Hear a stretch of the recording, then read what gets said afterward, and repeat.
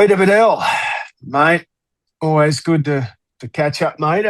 Another fight announcement today. Tszyu, Dennis Nurja. Mate, thoughts on this one and what's at stake in this fight? Yeah, interesting, Jay. Look, I hope it's better than than losing Ismaili, the last Macedonian that we had out here for Nikita Tszyu. Wasn't that a debacle? But look, I think this will be a pretty good fight for Tim. I like Nurja's record, 20-0, 9 KOs. He doesn't. I've watched a bit of footage of him. He doesn't look like a huge puncher, but he's pretty plucky and he's crafty. And just watching some of the tape I've seen, quite a willing customer who's a bit of a come forward fighter and isn't afraid to fight off the back foot if he has to. So I think he'll engage with him. I think it's a good fight. Trying to compare him in style for the Aussie viewers. So if you remember Velasquez, his last opponent, I think he's a similar version of Velasquez, probably a bit sharper, a bit quicker, maybe not as much power from what I've seen, but I think he'll be a better test for Tim than Velasquez was. I think Velasquez was pretty one-dimensional, but Nurja looks like a pretty crafty, willing customer, 8-time national champion in Albania, and he's never been beaten at the pro level. And when the O hasn't gone, then you're always a pretty confident fighter. So look, I think Tim disposes of him. I hope he does. But look, I think it's a nice fight and a good tune-up fight for what could be Errol Spence, maybe others down the track. But yeah, I like this one, Macro. I think it's a good fight for Tim.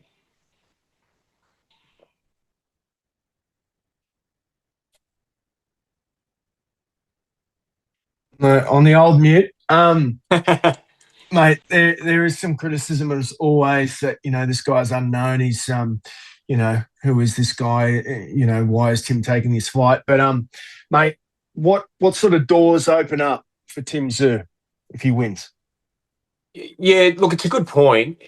But I'll say this, Nurja's ranked number 12 with, I think, the WBA, so he's world ranked. So he's not a bum. And I'll say this, there's huge ramifications. I can tell you that if Tim wins this fight, then he'll go to number 1 with the WBO in the rankings. Now, that's huge. I mean, at the moment, he's dropped out of the rankings. He's number 3 at 160 with the WBO. But I'm told that if he wins this fight, he goes to number 1 with the WBO. Of course, that's the belt that Tim held at 154. And that puts him on a collision course with Zayas. So, wow, what a fight that would be. So not only is Spence on the horizon for Tim, but also Zayas. Now, I'm told that Tim's promoters, No Limit, have been in talks with the Zayas camp for about 12 months now. So this is a fight that can be made. And wow, what about the permutations now at play for Tim? I mean, we thought that he was gone. We thought that after Murtazalayev that there wasn't a way back for Tim. And it's pretty amazing. You have a couple of wins. Strategically, your promoters put you in the right place. And this is a huge fight for Tim in terms of rankings and possible opponents down the track. Yeah, it goes to show that, Tim Tszyu's still a name in the division, mate. What's your read or what's your insight on, he wins this fight? Is it Spence next, or do they go for that Zayas, get the belt back, and then Spence is a big money fight? How do you see that play out? Yeah, it's a good question. Look, I think from what I'm hearing, I still believe Spence will be the next fight. Now, this is massive. I mean, this is legacy fight stuff for Tim. The question is, where would it be held? I mean, there's talk about Australia in June. There's talk about Dallas, America, July, August. My mail is that it's going to be in America. I think fiscally, it's a better fight for No Limit and Tim if he was to fight Spence in his backyard in Dallas. Now, that's what I'm hearing. There has been a bit of a push for Australia, although I don't think Spence would be amenable to that. I think he'd be more likely to want the hometown fight. But I'm told that in terms of the finances, it would be a better money fight for Tim if he went to America than if he had it here in his backyard. I mean, obviously, wouldn't we love to see a fight in Australia against Spence? I mean, that'd be one of the biggest fights in Australian boxing history. But I think financially, it looks like the numbers would work better for No Limit and for Tim Tszyu if they went to Dallas. So it looks like I'm hoping that's where it goes. I'd love to see Tim fight in a 50,000 capacity stadium, probably more than that. So look, it's huge. And I think beyond that, who knows what happens. I mean, if he loses to Spence, maybe Zayas is down the track. But it's nice to know for Tim that he's got these options against quality fighters, world class fighters, and that he's not dead and buried in the 154 division. And it goes to, as you said, Macca, it's testament to his name and also his ability and his selling power. And he's always going to have that gravitas with the Zoo name. So look, I think the options are there for Tim, and he has to get past Nurja first. This is a good test for him, and I think Nurja will come willing. I think it'll go into the later rounds, but I'd like to think Tim, if he's good enough and he's sharp enough, and he levels up on what we saw against Velasquez, that he stops Nurja. But Nurja's never been stopped. He's only gone 5 to 6 rounds generally. He hasn't had a lot of 10 rounders. I think he's only had one. So that's going to be the test for Nurja whether he's got the staying power. And I don't think he will against someone like Tim, who is a sharpshooter, and at his best, he'll dispose of him. What's your thoughts on how the public buy this, Pete? Do the public buy into Tim Tszyu at this point, or are they sort of fatigued by Tim Tszyu? How did you think the announcement sort of sat today? Oh, look, I don't know if there'd be fatigue per se. Look, I think there's no doubt that Tim Starr probably has fallen somewhat from the heady heights of him beating Mendoza and probably the greatest performance of his career. Of course, Tony Harrison was another great win. So Tim's probably not at that level at the moment. He's had a few tough losses, a pretty bad beat down against Murtazalayev. So there's no doubt his cachet is probably not what it was, and his confidence has taken a battering, and probably so is his reputation in the eyes of Australian fight fans and general casual Australian sporting fans. But in saying that, I still think that he's got some gravitas. He's still one of the biggest fighters we've got in Australia, if not, obviously not talent-wise, but promotionally as well. Of course, there's Jai Opetaia, who had a good win yesterday or 2 days ago, and then Liam Paro's up there, of course, as well in the pound for Aussie boxers. So, look, I think Tim in combination with Nikita, who's still on the rise, there's still a bit more from them, I believe, to milk promotionally. I don't think, as I've said before, I don't think this is the end for Tim. I actually am surprised at Tim's ability to still attract the opponents that he's had. I would have thought it would have taken a bit longer, but it's also credit to No Limit, their ability to navigate negotiations and win purse bids as they showed against Liam Paro. So they've got a great ability to get the right fights at the right times, and they've got the right pulling power with people in the right places to make these fights happen for Tim and their other stable fighters. So look, yeah, good opportunity for Tim. How it goes down with the public, it's Easter Sunday fight, Macca, which I love. I love the Sunday time slot. It's during the league season. I think there'll be a lot of footy fans that will be interested in this fight. So I think this beaming back into America could be a real pay-per-view blockbuster. Unmute. Now, Pete, I'm hearing you got some news on Nikita Tszyu as well. Yeah, look, interesting.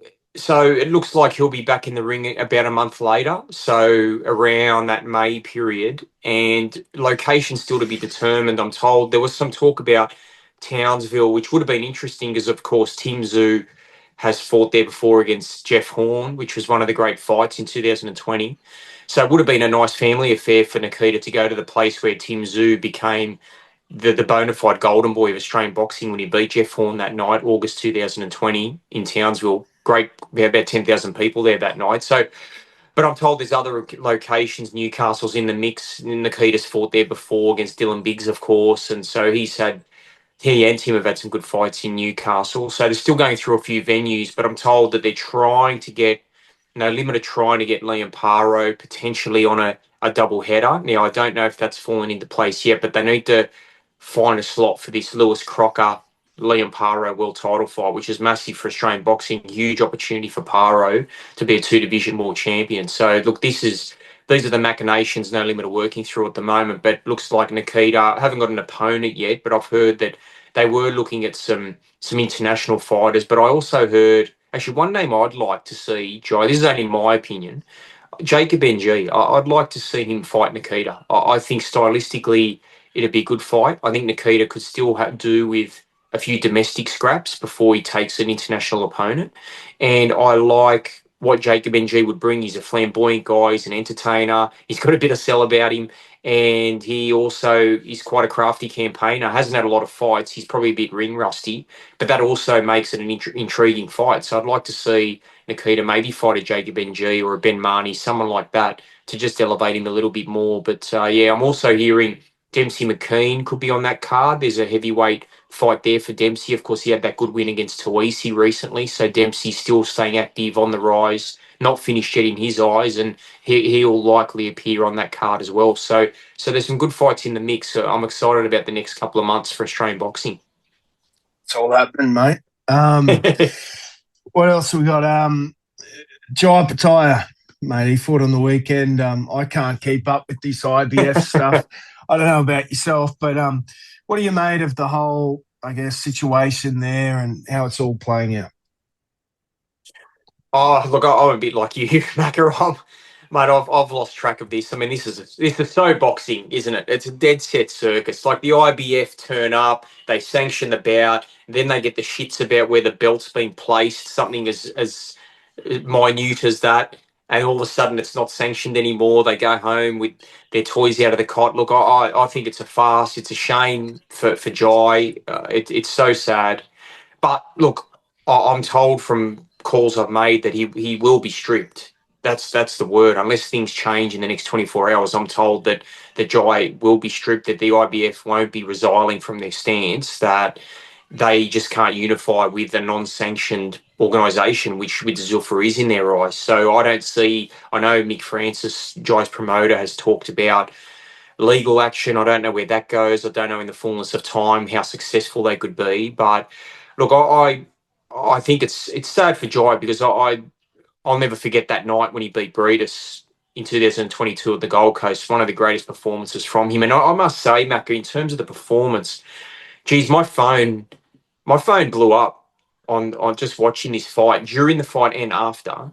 And the cross section of opinion has left me confused even about how I categorise this performance from Jai Opetaia. Like I thought it was dominant without being destructive. Like I don't think that was Jai's greatest performance. I still think Opetaia's best performance for me was his first win against Breedis. I just thought the courage he showed that night, the speed he showed, the movement he showed. Oh, and look, take nothing away. I mean, Glanton was tough as nails. Probably would have gone 20 rounds with Opetaia on Sunday, Monday morning Australian time or afternoon. So look, it's a hard one for me to categorise, Joe. I don't think it was his best performance, Opetaia. I think there's more in him. I think what I do like, the positives to take from it was I think he learned something from Sin Cara. Like I know he was disappointed with Sin Cara. He felt that he got tagged early, nearly got dropped in the second round against Sin Cara, and you could see that it was a more measured performance. It was a more cerebral performance. But there was a couple of times where I just thought, this is the moment. This is where Jai is going to finish him off, put him away. There was some beautiful uppercuts on the inside, fought in the pocket beautifully, and then at range, really clocked him with a few precise lefts. But there was also a couple of times at the end of, I think, the ninth round, the 11th, where Glanton actually nailed Opetaia flush. And to his credit, he took the shots, Jai. So showed his chin's resistant. But I still don't think it was his greatest performance. And I only measure that against, if I'm Benavidez or Ramirez or McAllister, I'm watching that and thinking he's not the killer people are saying. He's beatable. That's what I would think they're thinking. But what I saw yesterday, still a good performance. But I still think Jai needs to go up another gear to unify. Yeah, nicely said, mate. Last one for you, mate. We saw Michael Zerafa come out and do a podcast a week or so ago. He sort of, gave his side of the story there with Nikita Tszyu. Thing that stood out for me was the lack of accountability on his end. Any reflections from yourself having seen that podcast? Oh, yeah, I'll be honest, Jay. I probably shouldn't be, but I'm going to call it as I see it, as I do. I thought that podcast was confected crap. I thought it was. I thought it avoided the topic. I mean, it went for 53 minutes or 56 minutes, and at no stage did they speak specifically about the fight and what he was thinking in those moments. Now, Now, I'm not talking about, when I say confected crap, I'm not talking about Zerafa specifically. I'm talking about the podcast. The interview was a disgrace. It was not genuine. I believe it was almost filtered. I believe there must have been some discussion beforehand to say, this is what we're going to talk about. This is what I'm going to ask. I don't know if Zerafa at any point pre-podcast said, I don't want to be asked about the fight, but I just find it weird that a podcast goes for nearly an hour about the biggest outrage in Australian boxing for some time. And one question is not asked. What happened in the fight? Tell us why. Did you lie? What happened in that moment, Michael? I just thought all he kept, like, I just saw a lot of references to bullying and social media and keyboard warriors, and there was talking about role modeling. I thought it just diverted from the actual incident itself. Like, just talk about the incident. And I'm not even going to be critical of Michael per se about accountability, Macca. Like, I don't. You could argue that. You could say, look, he took no ownership in that podcast. But my issue was that he wasn't even asked the right questions. It was an embarrassing interview, and I think if Michael had his time again, I think he's better off just doing a press conference with a collective of boxing journalists who can just ask him the fair income questions. Don't bullshit people, and then give a straight answer, and you'd probably get more respect out of it. Oh, look, if looking at Michael's cut that night under the rules, an eyelid cut is serious. It can be an instant stoppage. So you could argue that Michael shouldn't have been offered the chance to say whether he could see. I would have if I'm Michael, I'd say I'd have cut above the eye. I couldn't see. Stick by your story, and everyone would have understood that. But the fact that he changed things and was accused of lying, that muddied the waters. And I don't think that podcast helped him in many ways. And I still left that podcast with just as many questions than answers, and just as many questions as I had initially. And so, look, I don't. It wasn't an emphatic performance or an impressive performance from Michael. I'd like to talk to him about it myself, because I think we could get better answers out of him. I think he could show a better version of himself, and I hope Michael fights again. I hope it's not the end for him, because, as he said, he's had 40 career fights. I don't believe he's a coward. I don't believe he's dogged it. I think he's shown a lot of bravery in a lot of fights, but that wasn't his best performance as a podcast. I think he could give a better account of himself if he had his time again. All right, Pete. Always good to catch up, mate. 3 weeks and you'll be in Wollongong. Mate, we can't wait. You know, there's a Macca's around the corner too, Macca. So it could be a Macca's run straight after Tim wins by stoppage in the 8th. Oh, mate. How good. Can't wait to see it. I'll see you there, mate. Always good to catch up. No worries, Macca. Thanks, mate.